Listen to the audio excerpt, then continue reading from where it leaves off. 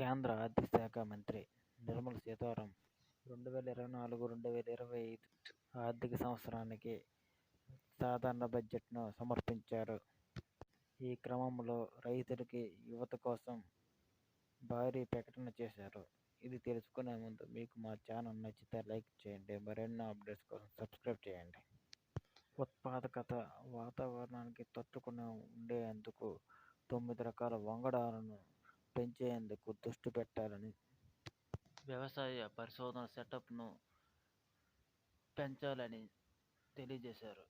బడ్జెట్లో వ్యవసాయ రంగం కోసం 1.52 లక్షల కోట్లు కేటాయించారు.